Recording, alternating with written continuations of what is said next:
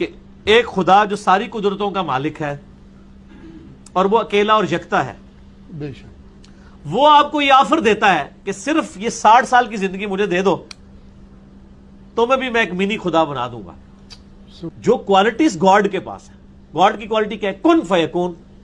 جب کسی چیز کا ارادہ کرتا ہے وہ ہو جاتی ہے. تو جنت میں جنتی کیا ہوگا؟ یہی ہوگا، جب وہ ارادہ کرے گا وہی چیز اس کے سامنے آ جائے گی. بالکل ہو جائے. خدا کی کوالٹی اسے موت کبھی نہیں آنی. بے شک جنتی اللہ رب العزت کے محبوب پیارے اور اس کے اولیاء اور متقین اور صلحاء کی بے ادبی، گستاخی، اہانت اور ان کا بغض و کینہ، یہ انسان کو اللہ تبارک و تعالیٰ کی عداوت، اس کی بے ادبی اور گستاخی تک لے کے جاتی ہے. قرآن مجید فرقان حمید کی سورۃ البقرہ کی آیت نمبر 98 میں یہ مضمون بیان کیا گیا کہ یہودیوں کو حضرت جبرائیل علیہ السلام سے بغض تھا. تو اللہ تبارک و تعالیٰ نے قرآن مجید میں ارشاد فرمایا کہ من کان عدوا للہ وملائکتہ ورسلہ وجبریل ومیکال فإن اللہ عدو للکافرین. تو آپ دیکھیے دشمنی انہوں نے حضرت جبرائیل علیہ السلام سے کی، لیکن اللہ تبارک و تعالیٰ نے فرمایا کہ بے شک اللہ کافروں کا دشمن ہے. اور یہ جبرائیل کی دشمنی بعد میں ہے، پہلے یہ اللہ کی دشمنی.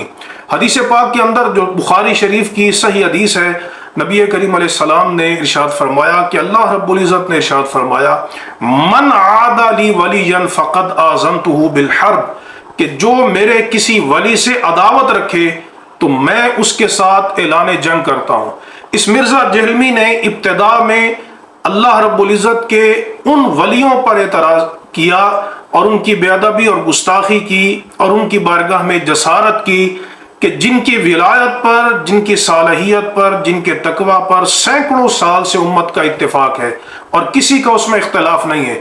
تو اس کا سلسلہ یہاں پر نہیں رکا، بلکہ پھر اس نے صحابہ کرام رضوان اللہ تعالی علیہ مجمعین، جن کے فضائل، مناقب قرآن و حدیث میں بے شمار جگہوں پر موجود ہیں، جن کے ساتھ اللہ نے قرآن میں جنتی ہونے کا وعدہ کیا ہے، اس نے ان پر زبان درازی کی. پھر اس کا سلسلہ یہاں تک پہنچا کہ اس نے نبی کریم علیہ السلام اور انبیاء کے متعلق یہ کہہ دیا کہ جب توحید بیان ہوگی تو نبیوں کی توہین کی جائے گی، اور نبی تو اللہ رب العزت کی توحید کے مقابلے میں شے ہی کوئی نہیں.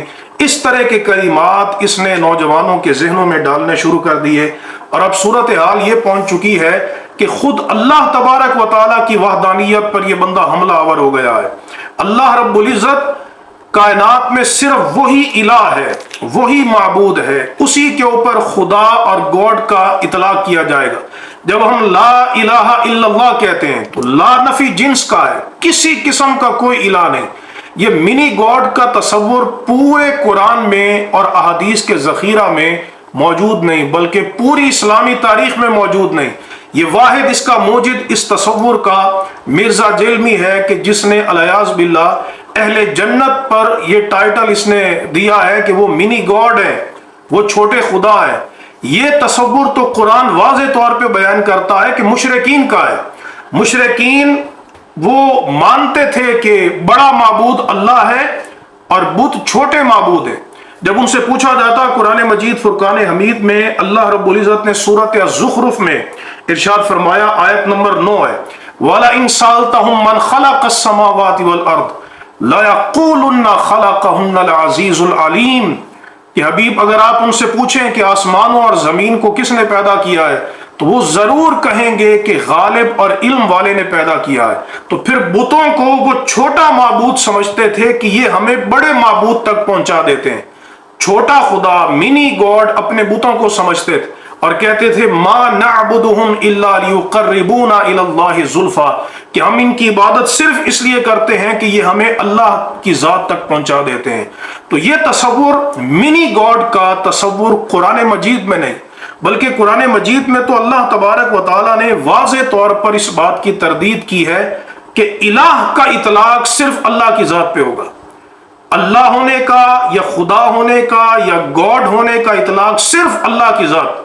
حل تعلم لہ سمیہ، قرآن فرماتا ہے کہ کیا تو اس کے ساتھ کسی اور کا بھی یہ نام دیکھتا ہے کہ اس کے اوپر حقیقت میں اللہ یا الہ یا گاڈ یا خدا اس کو کہا جائے. تو جب کائنات میں صرف ایک خدا ہے تو صرف اسی کی ذات پر خدا ہونے کا اطلاق کیا جائے گا۔ رہ گیا اہل جنت کو جو وہاں پر وسیع اختیارات ملیں گے تو وہ اللہ تعالیٰ کی عطا ہوگی، ان کی مشیت مستقل نہیں ہوگی کہ ہم انہیں گاڈ کہیں یا خدا کہیں، ان کی مشیت اللہ تبارک و تعالیٰ کی مشیت کے تابع ہوگی۔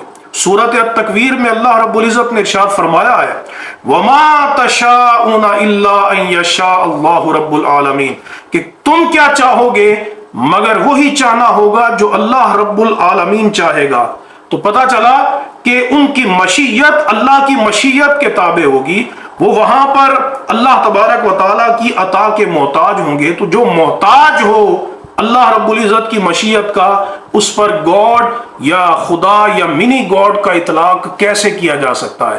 اللہ تبارک و تعالیٰ کا کن فیکون فرمانا یہ اس کا حقیقت کے اعتبار سے ہوگا، استقلالی طور پہ ہوگا، ذاتی طور پر ہوگا، مستقل حیثیت میں ہوگا اللہ رب العزت کا کن فیکون فرمانا، اور خلق کے اعتبار سے ہوگا جبکہ اہل جنت کو اگر وَلَكُمْ فِيهَا مَا تَشْتَهِي أَنفُسُكُمْ وَلَكُمْ فِيهَا مَا تَدَّعُونَ وہ ان کا اختیار کسب کے اعتبار سے ہوگا۔ تو کسب میں اور حقیقت میں قطعاً کوئی مطابقت نہیں ہے، اس لیے ان کو منی گاڈ نہیں کہا جا سکتا۔